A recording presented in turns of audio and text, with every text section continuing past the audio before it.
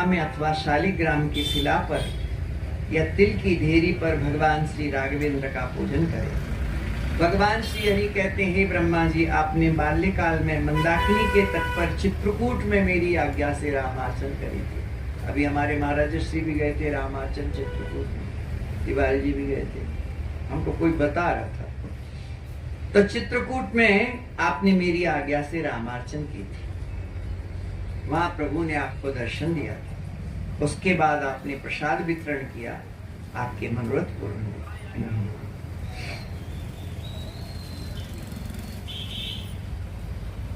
भगवान श्री सीताराम जी के रामार्चन के प्रसाद को बांटना चाहिए। श्री हनुमान जी को अर्पण करके प्रसाद को बांटना चाहिए। प्रसाद को बांटने की महिमा है, इसलिए जितना अधिक प्रसाद बटे उसकी उतनी महिमा होती है।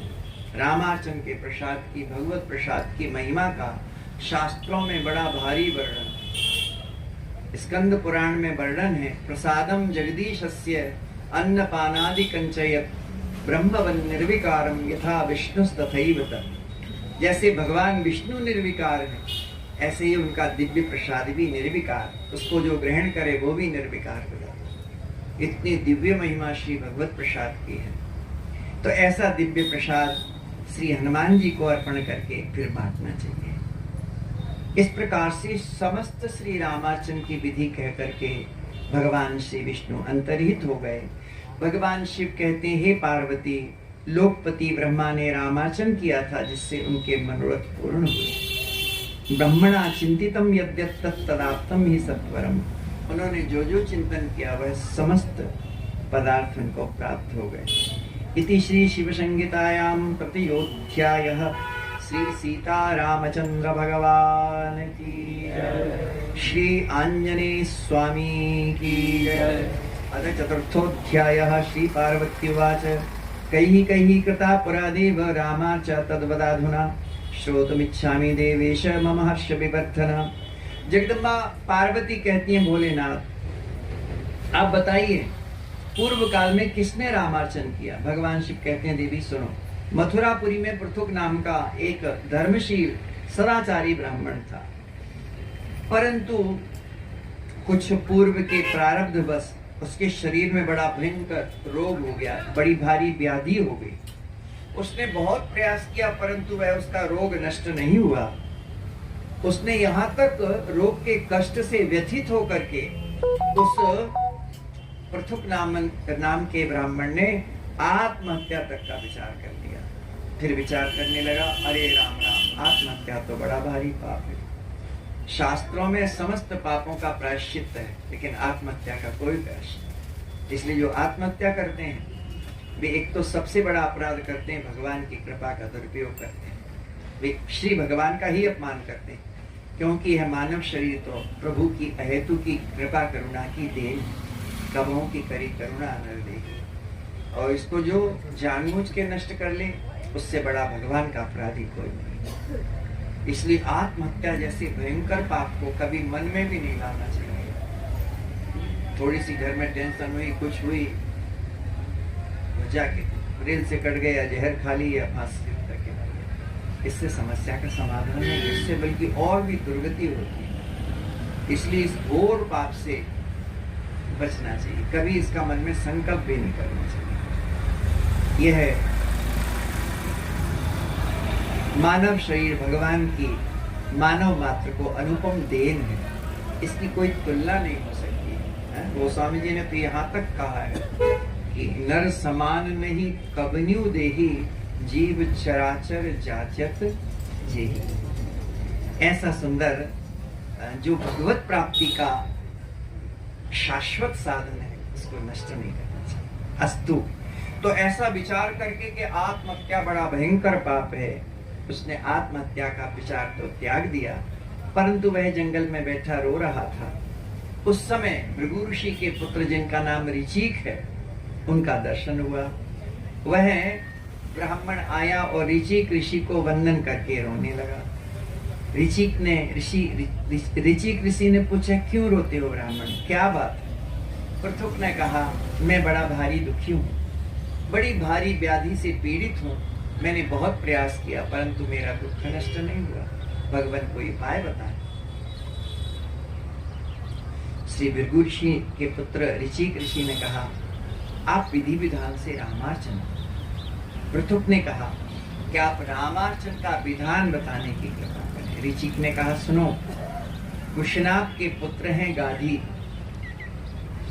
ये बड़े धर्मात्मा राजा, इनको कोई पुत्र नहीं हुआ, तो मेरे पिता श्री भृगु जी ने उनको रामार्चन करने के लिए प्रेरित किया, विधि बताई। और कुशनाभ के पुत्र गाधी महाराज ने जब रामार्चन करी तो उनको कालांतर में श्री विश्वामित्र जी जैसा श्रेष्ठ पुत्र प्राप्त हुआ, जो अपनी तपस्या से राजर्षि पद से ब्रह्मर्षि पद को प्राप्त। इसलिए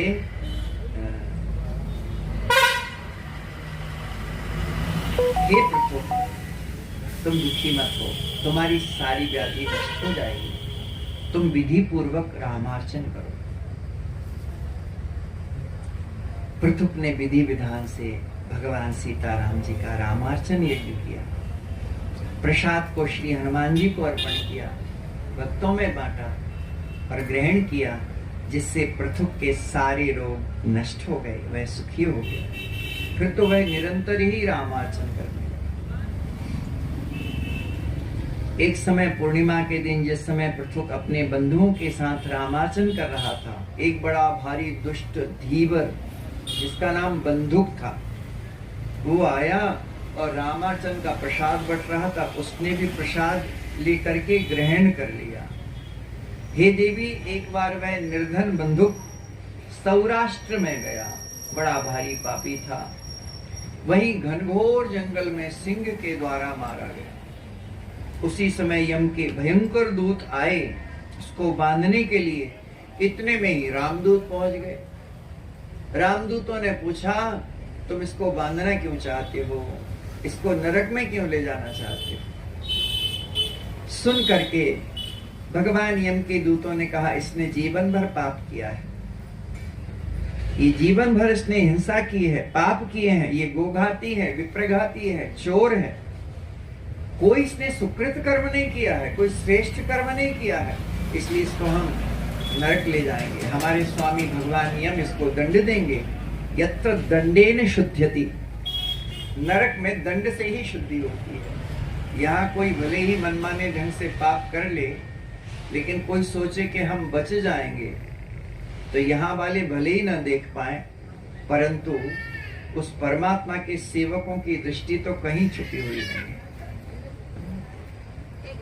वे सब जगह सुन सकते हैं, सब जगह देख सकते हैं, इसलिए सावधान रहना चाहिए। एक चोर अपने लड़के को ले जा रहा था चोरी करने के लिए, और वो उससे कहता था, तू कभी कथा मत सुनना, नहीं हमारा धंधा चौपट हो जाएगा, हमारा धंधा चोरी का है, कथा मत सुनना। पिता की आज्ञा है, कैसे मना करें। एक बार वो जा रहा था, मंदिर के सामने से गुजर रहा था, कहीं कथा हो रही थी, तो उसको तुरंत याद आ गया, हमारे पिता ने शिक्षा दी है हमको कि धंधा खत्म हो जाएगा, कथा मत सुनना।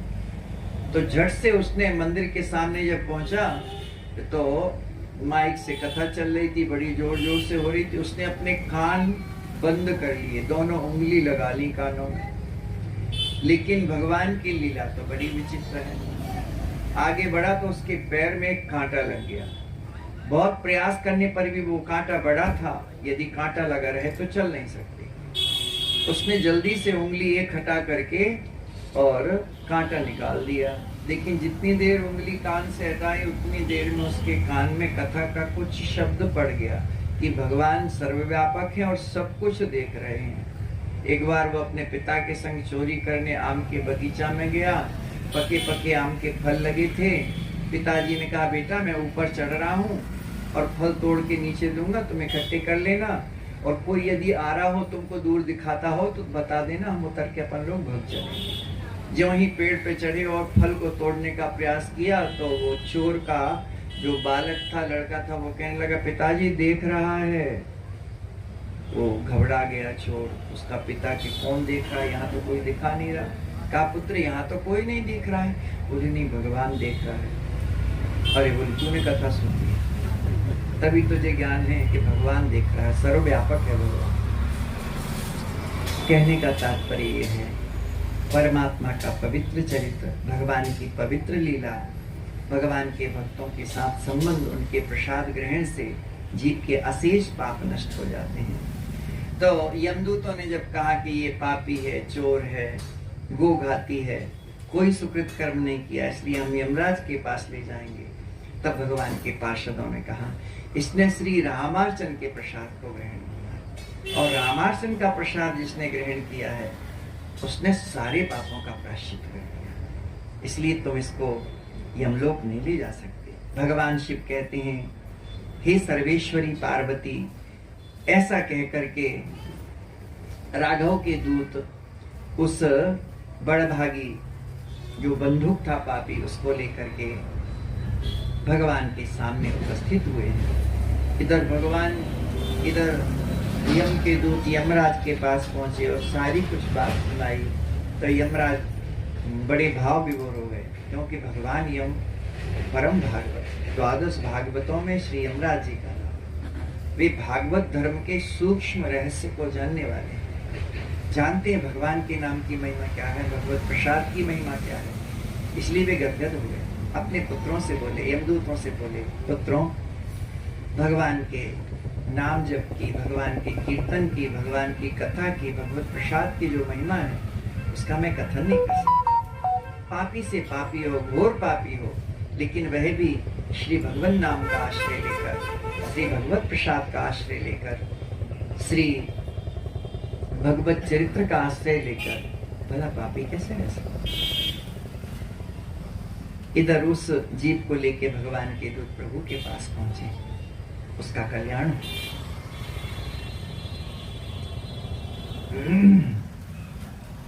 अस्तु, इस प्रकार से भगवान शिव कहते हैं देवी, श्री रामार्चन के प्रसाद के प्रभाव से, श्री रामार्चन यज्ञ के प्रभाव से पापी से पापी जीव का भी कल्याण हो जाता है।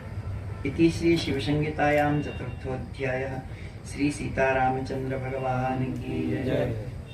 श्री पार्वत्युवाच केनान्येन कृतं स्वामिन् लोके रामार्चनं शुभं कथयस्व कृपा सिंधो महालादकरं शुभं। जगदम्बा पार्वती ने कहा भोलेनाथ बताइए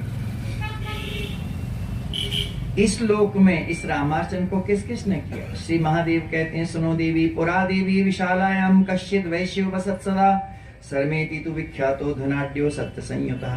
भगवान शिव कहते हैं देवी सुनो, पूर्व समय में विशाला नगरी में एक बड़ा धनवान वैश्य वणिक, बड़ा भारी धनवान था, परंतु उसमें एक बड़ा भारी दोष था कि वह असत्य भाषण करने वाला था, झूठ बोलने वाला था। उसका नाम सरम था।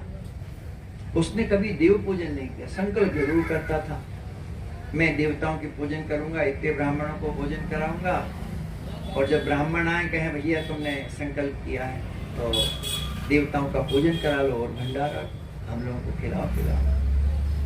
तो कहा कि हमने कह दिया था लेकिन हम करने वाले नहीं, झूठा ही संकल्प करेंगे,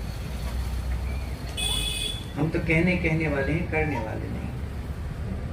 तो ढपोल संघ होते हैं ऐसे लोग, हमारे वर्तमान में ढपोल संघ का दृष्टांत आता है। एक ढपोल संघ किसी को मिल गया, उसकी पूजन करो, पूजन करके जब वो प्रसन्न हो जाए तो उससे मांगो, तो तुम कहोगे कि हमको 1000 रुपया दे दो, तो वो कहेगा कि 2000 ले लो।